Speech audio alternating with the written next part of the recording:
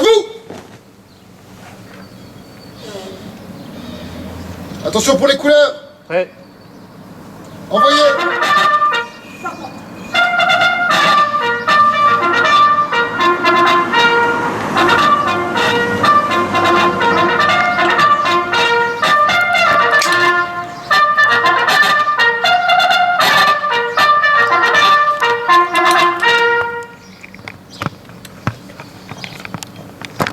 Repos.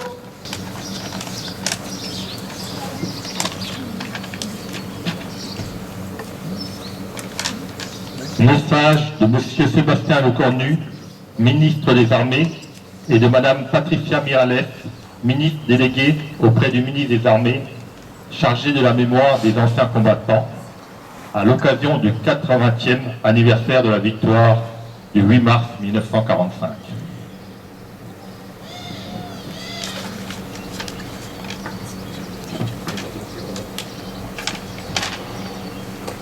Le 8 mars 1945, quand la nouvelle de la victoire parvint à Paris, le général de Gaulle, qui incarnait la voix de la France libre et combattante, adressa ces mots à la nation. Tandis que les rayons de la gloire font une fois de plus resplendir nos drapeaux, la patrie porte sa pensée et son amour d'abord vers ceux qui sont morts pour elle, ensuite vers ceux qui ont, pour son service, tant combattu et tant souffert. Pas un effort de ces soldats, de ces marins, de ces aviateurs, pas un acte de courage ou d'abnégation de ces fils et de ces filles, pas une souffrance de ces hommes et de ces femmes prisonniers par un deuil, pas un sacrifice, pas une arme n'aurait donc été perdu. Le sacrifice pour la victoire avait été immense. Aux soldats morts, blessés, prisonniers, aux résistants foudroyés ou torturés, s'ajoutaient les civils assassinés et déportés, en particulier les Juifs morts dans la Shoah, ainsi que les champs de ruines laissés par les durs combats de la libération. La France était meurtrie, mais un peuple entier avait survécu à l'une des pires épreuves de son histoire grâce au soutien de ses alliés.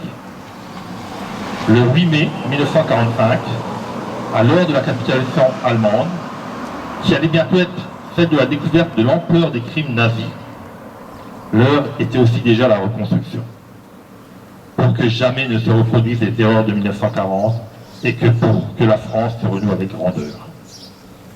C'est dans l'épreuve que se forgent les grandes nations. Et le 8 mai 1945, la France décidait de choisir un grand destin. Dans l'effervescence de la victoire, et pour faire écho aux immenses sacrifices consentis pendant les années de guerre, les Françaises et les Français reprenaient confiance en eux-mêmes. Ils choisissaient de redonner au pays son indépendance, sa puissance et sa prospérité dans un monde où tous les équilibres se redessinaient autour de deux grandes puissances. Cette ambition a permis de construire un modèle français qui fait notre grandeur et notre fierté dans des domaines militaires, sociaux, scientifiques, industriels, économiques et culturels. Aujourd'hui, nous jouissons encore de cet héritage de la libération, des choix courageux de nos grands anciens. Par-delà les clivages, ils ont su porter le pays vers le meilleur de lui-même. Alors que le cycle des commémorations du 80e anniversaire de la libération se termine, dans un monde où les menaces se multiplient, où des menaces anciennes planent à nouveau sur le pays, alors que les rapports de force internationaux se reconfigurent, souvenons-nous des sacrifices qu'une génération entière de Françaises et de Français a accepté pour libérer le pays, pour le reconstruire et pour nous donner les moyens de notre souveraineté. Vive la République, vive la France.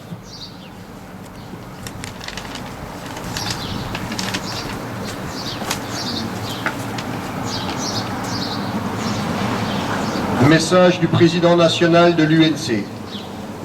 8 mai 1945, il y a 80 ans. Depuis le 25 août 1944, Paris est redevenu la capitale de la France. La presque totalité de notre pays et de l'Empire a été libérée. Restent les poches de l'Orient et de Saint-Nazaire. L'Indochine est encore sous occupation japonaise. Les Alliés, dont les troupes françaises, occupent l'Allemagne nazie. À Berlin, le maréchal Wilhelm Keitel signifie l'acte définitif de capitulation devant les représentants des vainqueurs. À Paris, le même jour, le général de Gaulle déclare « La guerre est gagnée, voici la victoire. C'est la victoire des Nations Unies et c'est la victoire de la France. » Prisonniers de guerre, déportés, déplacés, STO, exilés, réfugiés et malgré nous, commencent à rejoindre leur foyer. L'horreur des camps de concentration et d'extermination nazis, ainsi que de la Shoah, apparaît au grand jour. L'heure est au bilan et à la reconstruction. Les mémoires s'affrontent déjà pour le pouvoir, sur fond de légitimité et de lutte politique.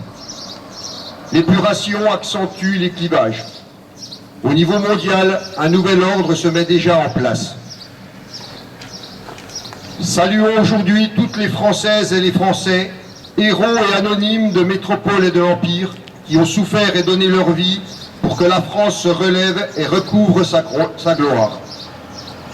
N'oublions pas les soldats alliés, les forces françaises libres, les résistants de toute obédience et les nombreux étrangers qui ont contribué à sa libération, pour que le pays des Lumières reprenne sa place dans le concert des nations. N'oublions pas les souffrances des familles dont les enfants et les parents ont disparu dans la tourmente de la guerre.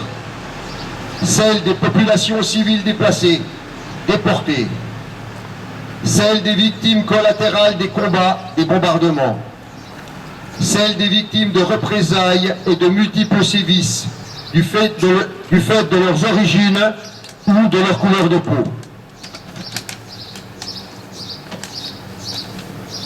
Mobilisons-nous, comme nous l'avons fait tout au long des mois passés, pour transmettre aux jeunes générations la mémoire de cette période douloureuse, ainsi que celle de tous ceux qui ont souffert, combattu, résisté et donné leur vie pour notre pays. Ils ont été le levain de son redressement et de son renouveau. Dans le contexte actuel, restons très vigilants. Entretenons esprit de défense et résilience. Soutenons nos armées. Rappelons-nous les propos de Winston Churchill en 1948, 3 ans seulement après le 8 mai 1945. Ceux qui ne parviennent pas à tirer les leçons de l'histoire sont condamnés à les répéter. Vive la France, vive nos armées.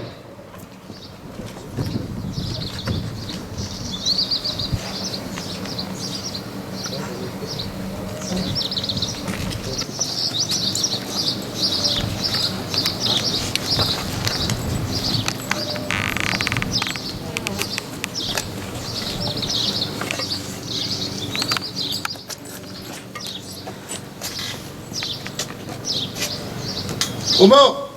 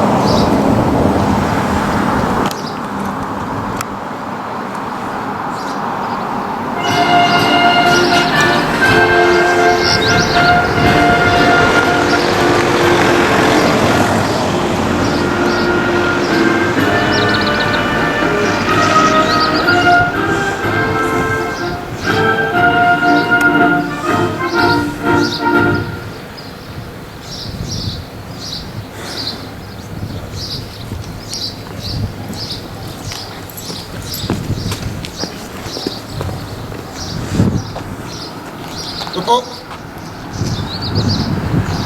Je vais vous demander une minute de silence en mémoire de Madame Omer Marcel, ancienne combattante et doyenne de notre village. Merci. À vous.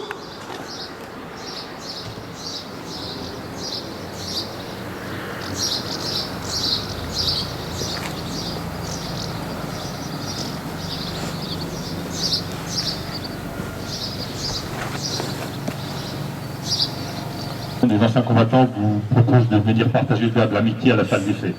Merci pour votre participation. Bonne journée à tous. Debout!